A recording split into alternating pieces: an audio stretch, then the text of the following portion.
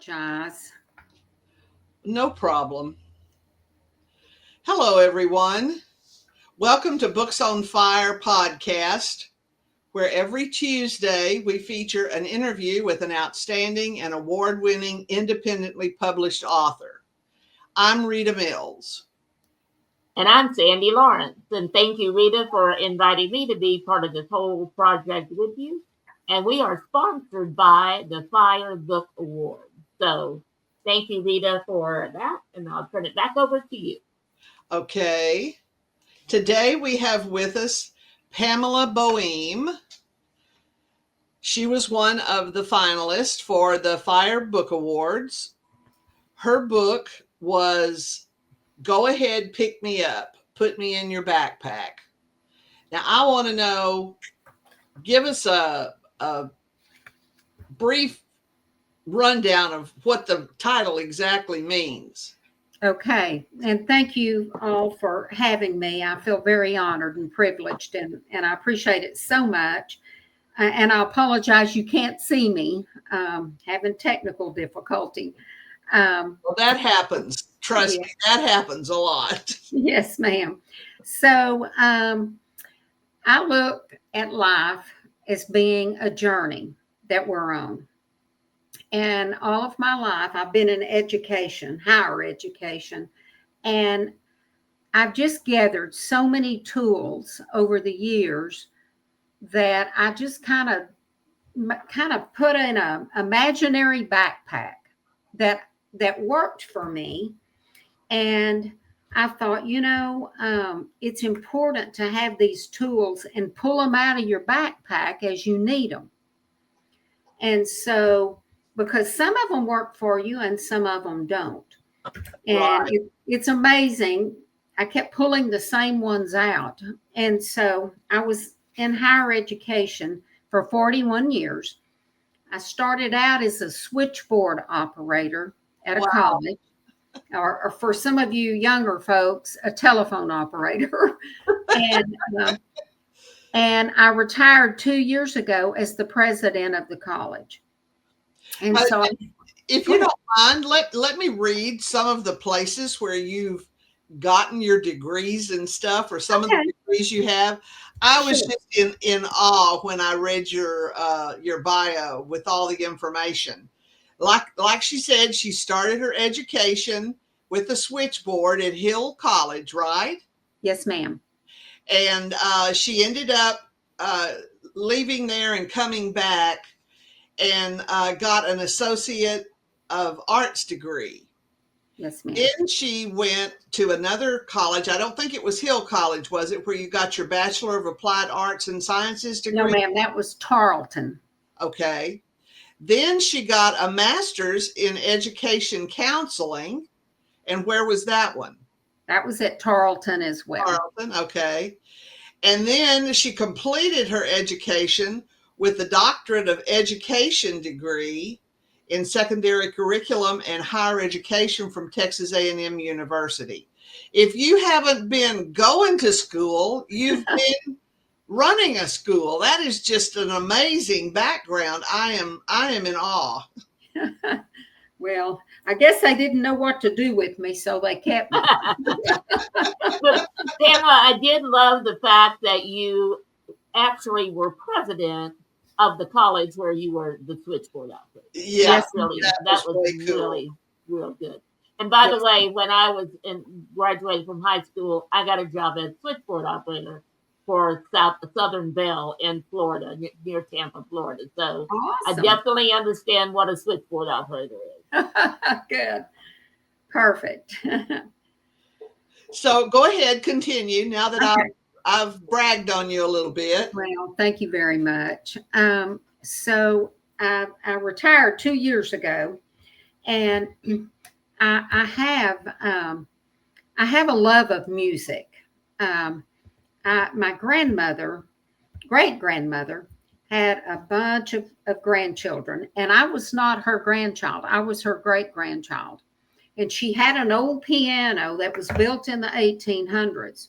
Wow. And we would go over there on Sundays and have what we call back then a singing. And we'd sing church hymns. And nobody ever really wanted to play the piano. But at 5 years old, I'd go up to the piano and just bang around on it and play. And so about 2 years later, I was 7, she asked me if I wanted the piano, and I did. And we couldn't really afford for me to take lessons very long, but I could hear the music in my head, and I could pick the music out with the keys. And it was what I know now to be a God-given talent. Yeah. And so music is very important to me. And so when I wrote this book, every chapter of the book is the title of one of my favorite songs. And it's kind of crazy because it's everything from a hymn to Eric Clapton to Fleetwood Mac to Bob Seger. Okay, which one is the Eric Clapton, and which one is the Fleetwood Mac? Okay, I'm looking real quick because I can't remember my chapters. Fleetwood Mac is chapter 8 called Landslide. Okay. And let's see, Turn the Page is Bob Seger, chapter 13. One of my favorites. Change the World is chapter 4, and that's Eric Clapton.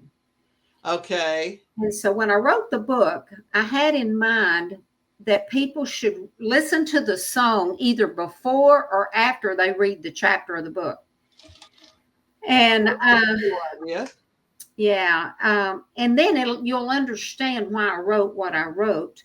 And then at the end of every chapter of the book are exercises, very simple approaches of how to pick yourself up and feel better every day. And the whole goal in writing this book, I have a lot of student stories and a lot of experiences with kids and college kids. And I just wanted people to feel better. I'm not in it to make money. I'm in it to get the book out because so many people are hurting. And there's a lot of incivility. And I thought, write something positive, simple, relevant, and some approaches that are quick that everybody can do. And so every chapter has a song. All I've ever really wanted to do in my life is help people in some form or fashion. So I thought if I can just write this book and get it out to people, that maybe it's very easy to read. You can, pick up a chapter today. You can pick up a chapter 2 weeks from now when you're feeling bad. And it's real quick tips to help you feel better. Yeah. So that's why I wrote the book. I've had 3 book signings kind of locally. And I've done some workshops to teach people how to do the approaches and exercises in the book. Mm-hmm. Anyway, I wrote the book for teenagers all the way up to the elderly because I wanted it to be relevant for, kids in high school that were having trouble, that just needed to know how to pick their own self up. And then I also wrote it for adults and then elderly. A lot of elderly people are hurting and they're lonely. And so I have approaches in there that will help them feel better each day. Well, it's very obvious from your bio and the various organizations that you either volunteer with or that you've served on boards and done consulting with. It's very obvious that's your main mission in life, is to help people. Yes, ma'am. I'm glad you said that because that's so true. I am finishing my second book. And this is going to be a 2-part series. Oh. So my second book that I've just about finished is going to be about things to take out of your backpack, things to discard. And it's about all the baggage that we carry within us throughout life that are not working for us and we need to get rid of. And it's going to be based on songs as well. Good. So this one's a little more difficult. So Pam, Yes. Is it Pam or Pamela? It's Pam. Okay. So why did you pick the backpack as the example for this? I mean, why not? It could have been a suitcase. It could have been a lot of different things that you could have talked about. Put me in your backpack. I love that. And I did go to the Amazon today, and I read, I read your sample that you had, and you're absolutely right. Each chapter is just very short, very to the point, and very easy to read and to learn what the lesson was for that one. And I loved the way you learned to play the piano. I learned to play kind of the same way, but I did not have that gift of hearing the songs and being able to play by ear, is what they called it when I was younger. But because I had to learn to read music. But I do love the fact that that is such a gift and such a talent, and so beneficial to the people around you. Music itself is. But anyway, back to my question: the backpack. Why the backpack? Okay. When I started reading this or writing this, I was thinking, when you retire after a 41-year career, you reflect a lot. What am I going to do now? And what have I done? What have I contributed to life? Have I helped anybody? And I was just thinking, I've been on a journey all my life. We're all on a journey. And what's important is not the end result of the journey, it's the destination, and it's how you handle the journey. How did you handle the curves in the road and all of that? And I was thinking, well, all the times I've been on a journey, if I've been hiking or been on a vacation or trip, I always carry a backpack with me. And it hit me, being in education, I always had kind of essential supplies. I had scissors. I didn't have a compass, but I had scissors. I had a pencil. I usually had a flashlight. Sometimes our electricity would go off. And I got to thinking, why not write this about the tools that we carry in our backpack? And there's other tools we need to put in there. And some of those tools are like, if you'll, in the first couple of chapters, one of the tools is recognition. And I write about the first time I was ever recognized. And it was in the 6th or 7th grade. I won a toothpick sculpture that I made in art class. First time I ever won anything. And I won a candy bar. And you would have thought I won $1 million because I'd never won anything. And the teacher bragged on me in front of the other students. And that's the first time I ever really felt recognized for an accomplishment. And I thought, okay, recognition needs to go in the backpack. Everybody needs it. And then, as I wrote the chapters, I thought about things that need to be in that backpack. Just helping others, finding ways to make the people feel better. And at the end of the chapter, it'll show you all the different, it's kind of a summary of the backpack tools. One of them is common direction. We're all going in a common direction, and we need to share with each other, share the load, encourage each other. And I thought that needs to be in the backpack. In Eric Clapton's song, Change the World, one of the things I put in my backpack is called Each One Reach One. And I used to tell my faculty that if you just pick out one student every semester that is going to be your project, one student that you think really needs some extra help, you're going to make a difference in their life.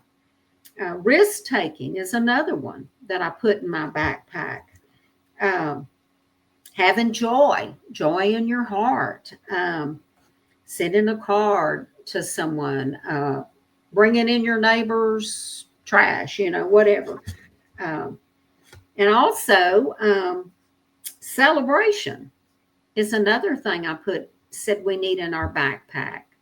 You need to celebrate when you do accomplish something or somebody else accomplishes something. Mm-hmm. You need to say, hey, good job. That may be the only time they ever hear that.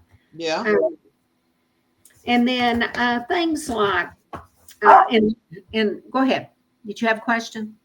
Okay. No, I'm sorry. That was my dog barking. Oh, landslide, Fleetwood Mac. We were talking about how we like Fleetwood Mac. Uh-huh. Landslide was a big chapter that I wrote. That really had a lot of meaning to me because we all have pitfalls. Sometimes we feel like the world's caving in. So the things I wanted to put in my backpack in that chapter were empathy, sympathy, compassion, understanding, things like that. One of my favorite chapters that I wrote was chapter 9. That's Ain't No Sunshine. I don't know if you remember that. That's a good one of mine too. Yes. And that whole entire chapter is about focusing on your journey and not the destination. And in that chapter, I wrote about how important animals are to us. That's why I appreciated the little dog bark, Sandy.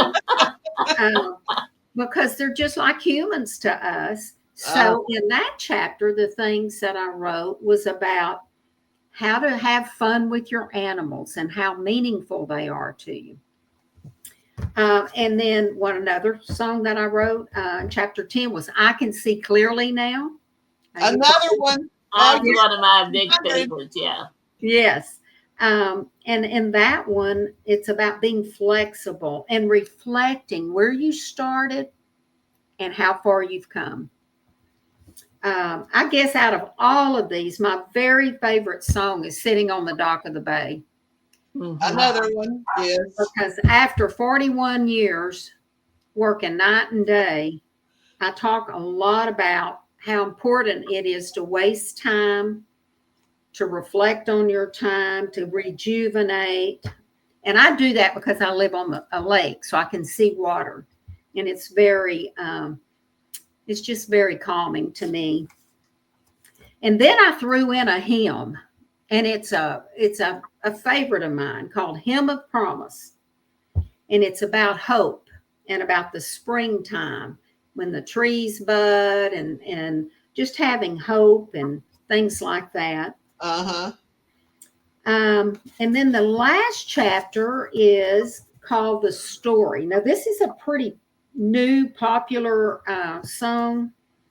And it's basically about the lines on, it talks about having lines on your face. And that tells the story of where you've been. And it's about having commitment and perseverance and pulling yourself up. And so that's why I chose the backpack, because we all need tools that we can pull out. And sometimes those old tools get in the bottom of the backpack, and it's imaginary. This backpack is imaginary, but you can pull them out at the very bottom. They may get dusty and be at the bottom, and you need to pull them out and use them. So that's why I chose backpack, Sandy, a kind of a long way around. No, that was great. Thank you for going through all the chapters like that. That was a beautiful, beautiful view of the whole book. And I knew there had to be something, some reason that you picked the backpack and how that worked.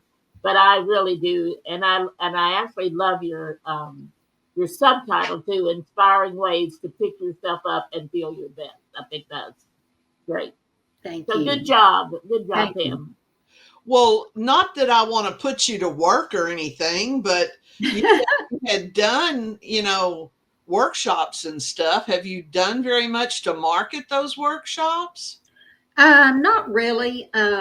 I've done over the years in my profession, I've done a lot of workshops, and it was mainly for teachers, college community, students, things like that. I've done a lot with the local community, and it's just amazing. I've had church groups to contact me since I've written the book, and I've done a few things for groups like that. And then I'm beginning to do book clubs, which is new for me. Uh-huh. Several book club groups have said, we're reading your book this month. Can you come and do a little workshop on maybe one or two of the chapters or things like that? So I've been doing that. But no, I've not marketed a whole lot other than at the book signings and things like that. I have a little thing that says I do workshops and stuff. So when is your?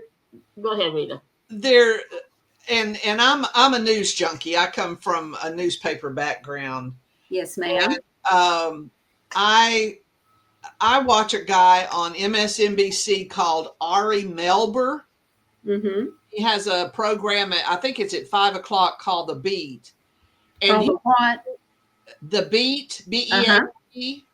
And he's really into music, and he tries to bring music into a lot of the stuff that he does. Oh, cool.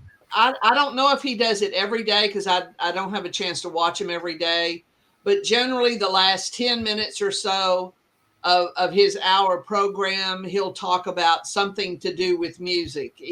Either he's got a recording artist on there that he's talking to, or it's just something to do with music.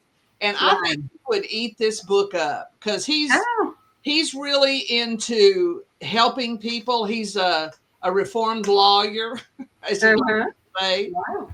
And he's very much into helping people, and he supports a lot of nonprofits, educational type facilities for young people.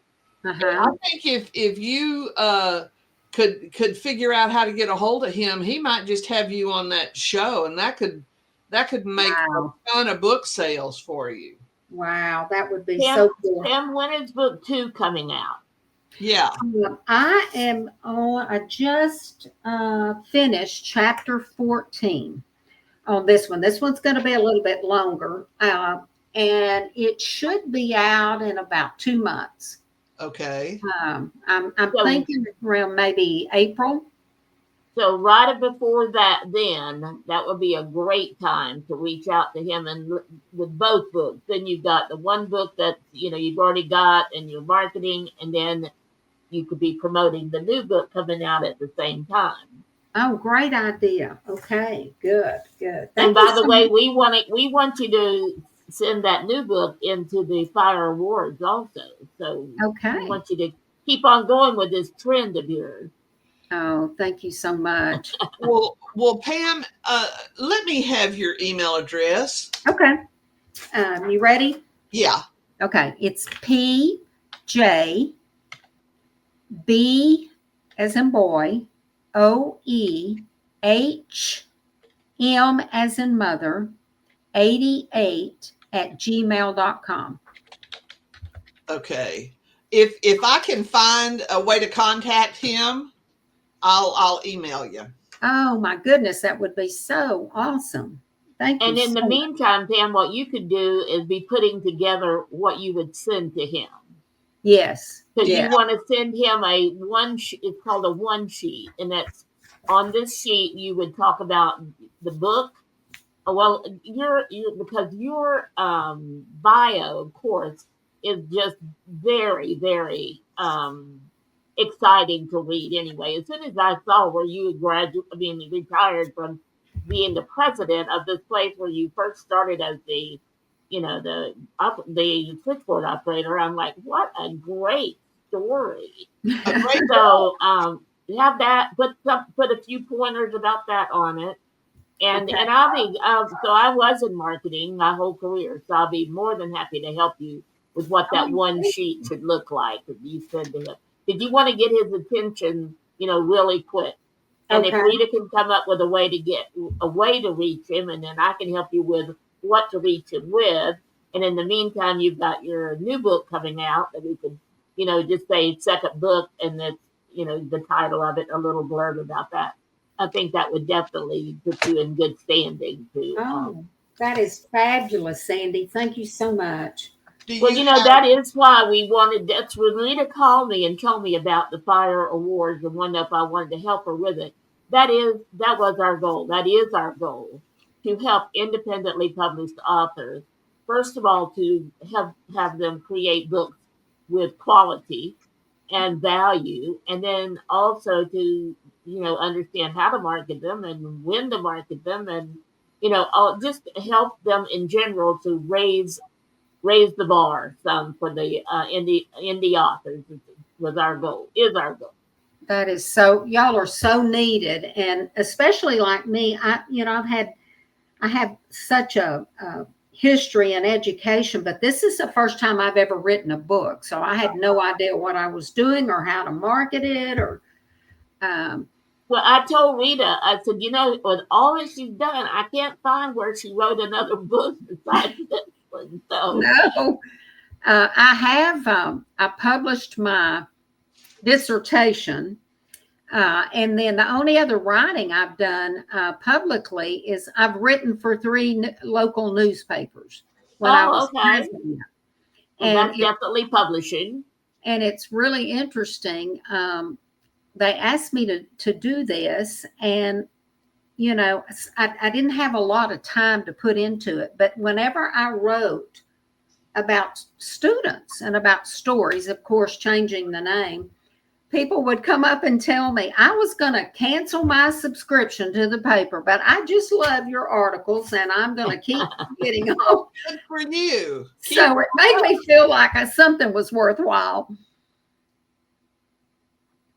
But that's kind of my history of writing. And I love to write anyway. I just love it. Stories are so important. People remember stories. Yes, they do. And everybody's got one. Yes. Absolutely. That's why I wrote the whole backpack and journey thing, because we're all on one and everybody's journey's different, So that's well, true. when I read that it had the music part to it, I was like, oh my gosh, well, how ingenious is this? So good job. Thank you. Thank you. This second book is a little more difficult.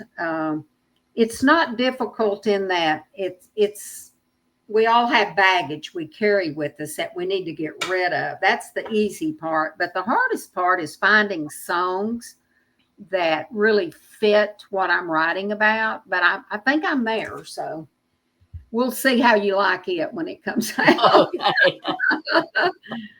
Well, one of my favorite songs, and it's an old Dolly Parton and Emmylou and Linda Ronstadt sang it. And it's called Those Memories. Look it up on YouTube. That song is amazing. I have a Dolly Parton song in there. I'm trying to remember which one it is right now, but These Memories. I'm going to look that up. Well, I'm like you. I like all kinds of music. Well, I'm not crazy over rap, but there's been a couple that, are palatable. Right. Well, the interesting thing, and this really surprised me. When I did my first book signing, several people told me they had listened to the songs and they said, we love these songs. And it was very young people.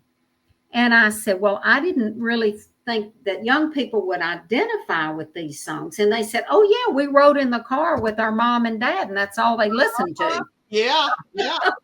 Oh, my daughter knows all of the songs that I listened to my entire life, Yes, for sure. For sure. Yeah, that's why mine are.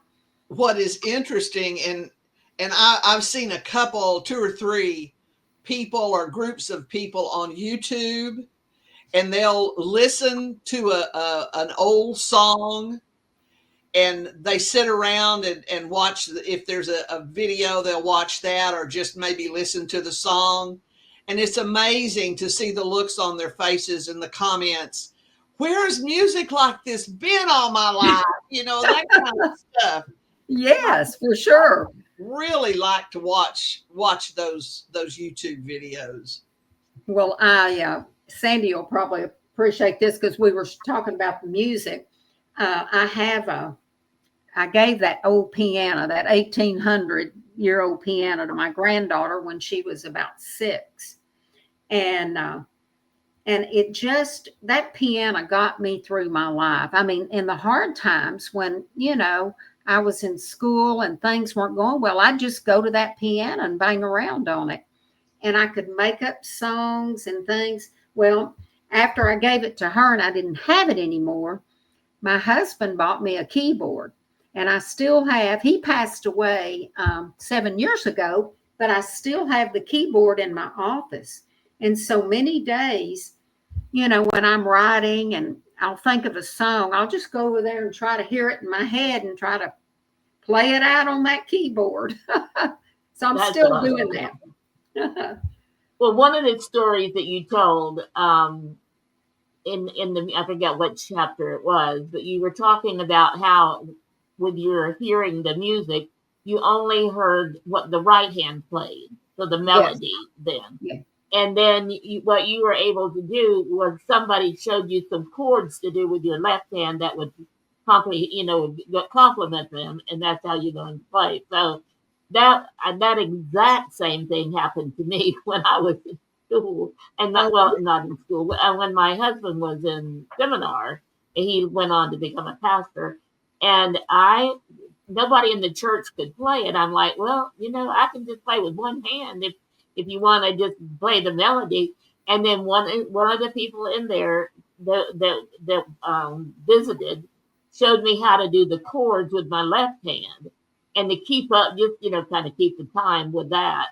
And I played for so many churches, and I'm like, if people could see me now and know I can't even play a note, and I'm able to do this just from playing with one hand and just doing some chords with the other hand. But so I really did appreciate a lot of the stories that you told because they were so similar to some of mine. So thank you for sharing all those. Oh, yes. And that's exactly right. It bothered me forever that I couldn't play because I just didn't know what to do with the left hand. And it really bothered me. And when I got in, I was out of high school, a friend of mine said, well, chords are easy. And she just showed me 2 or 3, and I just kind of picked it up. But I'm not by any means a pianist. Me either. I just hear it in my head and try to pick it out, and it makes me happy. No. Well, this has been fun. I really enjoyed this, Pam. Yeah. It's great to reminisce and talk about not just, the past, but what you're doing in the future. And so after you finish this book, what's the plan for your writing career, your new career? Well, I'm going to, finish this one. And then I've had a couple of thoughts, and I'm not real sure which direction I'll go, but I thought about writing one on leadership because being a female leader of a college for 8 years, I've got a lot of experiences with that to help women that are in any kind of leadership position. And I've done a lot of workshops on leadership. And then, I lost my train of thought. I had another one in mind too. Now I can't even think what it was, but there'll be something. I want to keep writing because I'm enjoying it. And as long as I can find a way to help people, like I said, I'm not into anything for money. I just want to help people in whatever way I can. And, and you can do that on a daily basis, whether they just help your neighbor or somebody at church or whatever. But I thought writing this book that maybe elderly or young people or adults that just need a workshop on how to feel better, that I could help them with that, if that makes sense. Oh, it does, absolutely. Yeah, I've really enjoyed it, and now that I'm retired, I have grandchildren, and some of them are in sports, so I get to run around with them. But in my free time, I really enjoy writing, and I listen to music just about every day in some form or fashion. What lake do you live on? I live on Lake Whitney, which is in it's Whitney, Texas, south of Dallas, Fort Worth, kind of in north central Texas. Okay. And it's a 28,000 acre lake, and there's just deer everywhere. And they eat all my flowers, and they eat everything I plant, but they're beautiful. I think I thought, was it Cleveland, Texas, that I see that you live close to there? Yes, I'm about 30 minutes from Cleveland. Oh, okay. Because that's, for some reason, that's the name that stuck out with me. And I looked on my map on Google to see where in the heck is that? Is that somewhere near? I said I did see it's up in the Fort Worth, Dallas area.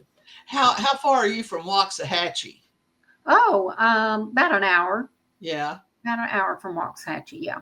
Not far at all. Hillsboro's about 35 miles, and Cleveland's about 25 miles. Waco's about an hour. So kind of in central. Isn't West right in there somewhere? Yes. West is, gosh, I can get to West in about 20 minutes. Yeah. Yes. Yep, and I go to West some. I love their kolaches. I love their sausage. And my son lives in West, so that gives me an opportunity to. Oh, no, absolutely. That would make you want to go there. How many children do you have? I have 2 sons, and I have 4 grandchildren, and I have a granddaughter that's 21, and she just graduated from Texas A&M. Oh, and wow. She's working in Houston. I have her brother who is 19, and he plays baseball at Alvin Community College on the Gulf Coast. Okay. And then I have a 6-year-old grandson and a 2-year-old grandson. So I'm starting all over. You are.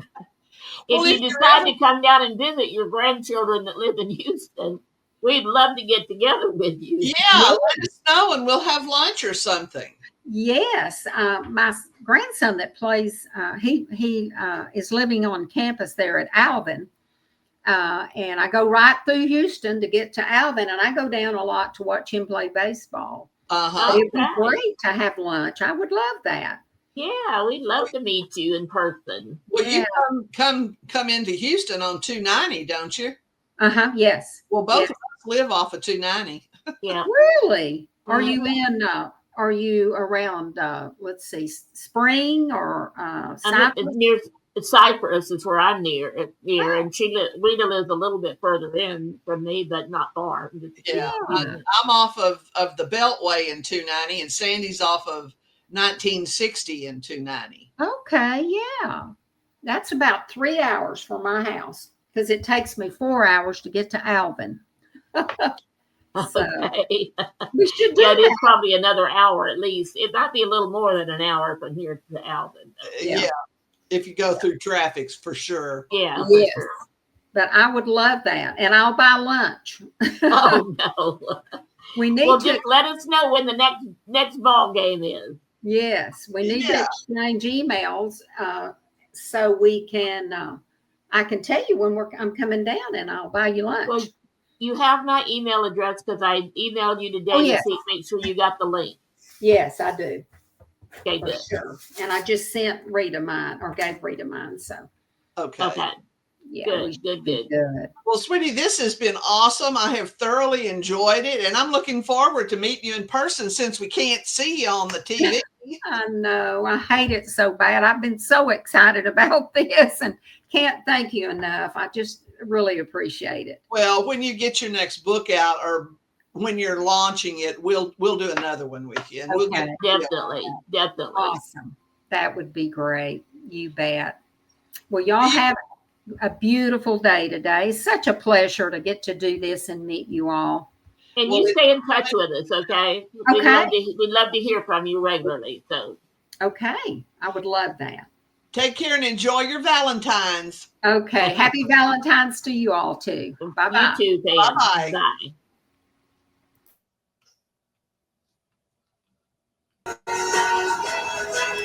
Bye.